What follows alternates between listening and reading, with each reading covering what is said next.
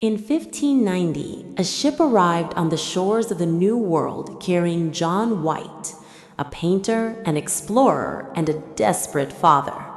He had sailed across the Atlantic for one reason and one reason alone: to find his daughter, his grandchildren, and the 115 English settlers he had left behind on a small island called Roanoke. But when he set foot on the beach, the settlement was completely silent.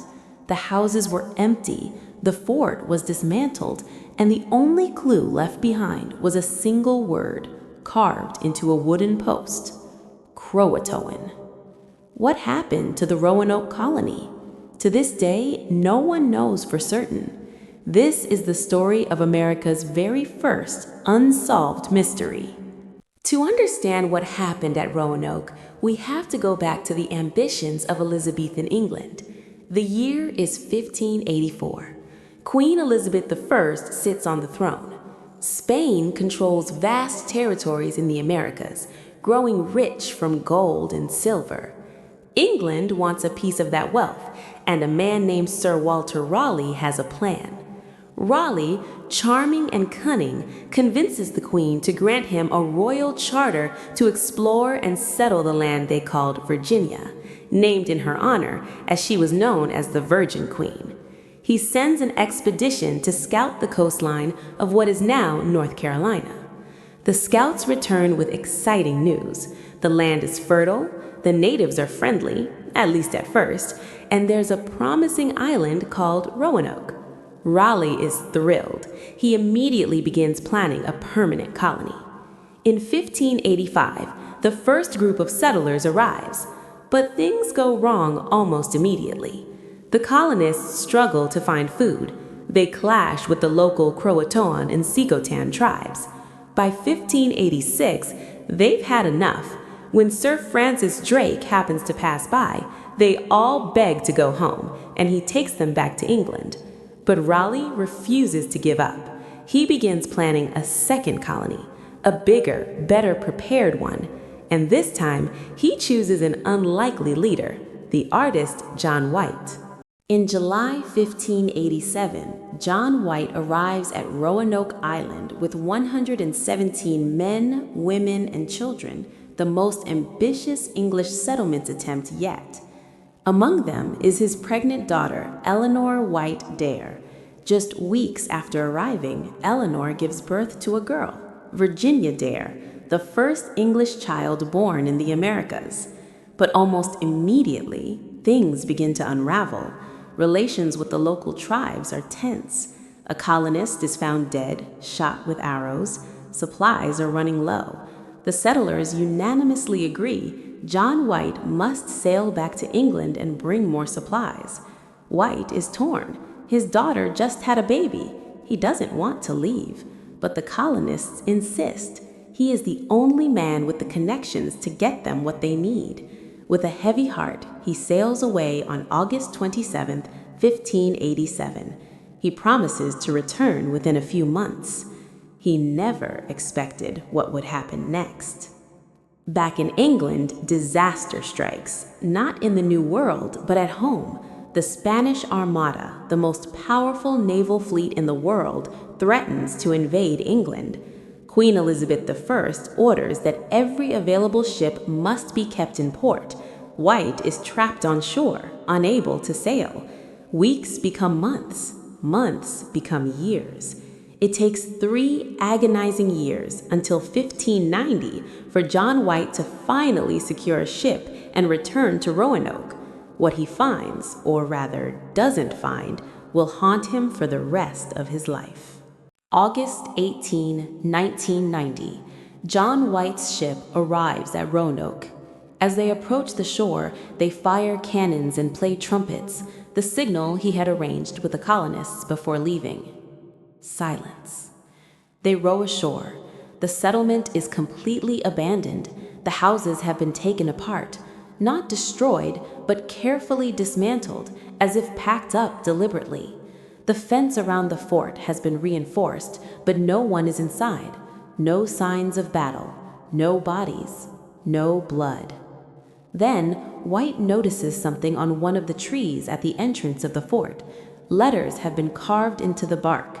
Croatoan. Before leaving, White and the colonists had agreed if they moved to another location, they would carve the name of that place. If they left in distress, they would also carve a cross. There is no cross.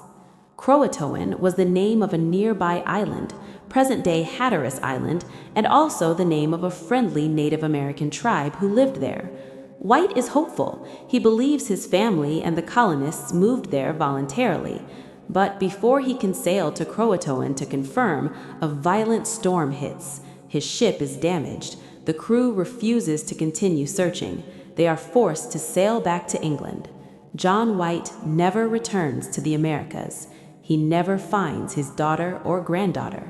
He dies without ever knowing what happened to them. For over 400 years, historians, archaeologists, and mystery hunters have searched for answers. Here are the most compelling theories.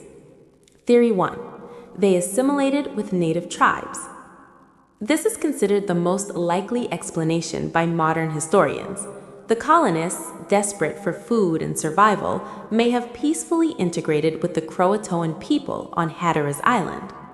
Evidence for this includes later reports from English explorers who described Native Americans with gray eyes, speaking English words, and practicing European customs. In 2020, archaeological digs on Hatteras Island uncovered European artifacts, including a sword hilt, copper rings, and items consistent with 16th century English settlement, mixed in with Native American sites. Theory 2. They were attacked and massacred. When the English established the Jamestown colony in 1607, they interviewed the native Powhatan tribe. Chief Powhatan himself allegedly claimed that he had ordered the massacre of the Roanoke survivors, who had been living with a neighboring tribe for 20 years.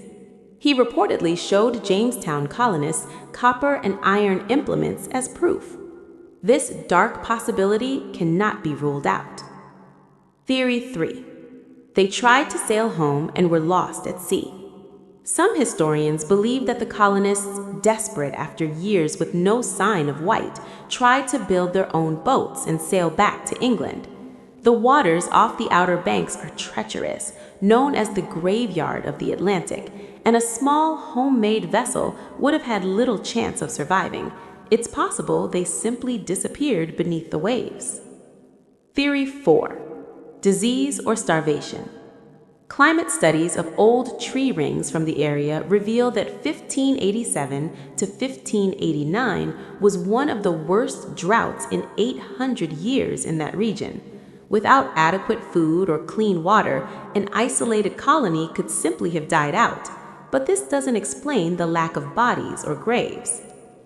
The truth is probably a combination of factors. Some may have died. Others may have split up and joined different tribes. The mystery endures because the Americas at that time were vast, wild, and utterly unforgiving to outsiders. The story of the Roanoke colony is more than just a mystery. It is the story of the first English men, women, and children who dared to cross 3,000 miles of ocean to build a new life, and of how terribly, heartbreakingly difficult that dream was. Virginia Dare, John White's granddaughter, the first English child born in America, became a symbol of the American frontier. Over the centuries, she became a legend, inspiring novels, plays, songs, and even a wine brand. Her name echoes through history, even though we don't know if she lived past the age of 3. The mystery of Roanoke also shaped how the next wave of English settlers approached colonization. When Jamestown was founded in 1607, just 120 miles from Roanoke, the colonists were determined not to repeat the same mistakes. They brought more supplies. They maintained stronger communication with England, and still, nearly half of them died in the first year. Today, the site of the Roanoke colony is preserved as Fort Raleigh National Historic Site on Roanoke Island in North Carolina. Visitors still walk the same ground where those 117 settlers once built their homes. Archaeologists are still digging, new theories are still emerging, and that single carved word, Croatoan, still haunts us, whispering across 4 centuries of silence. What do you think happened to the lost colony of Roanoke? Let me know in the comments below. And if you enjoyed this story from the hidden pages of American history, hit subscribe, because there are hundreds more stories like this one waiting to be told. This has been The Lost Colony of Roanoke.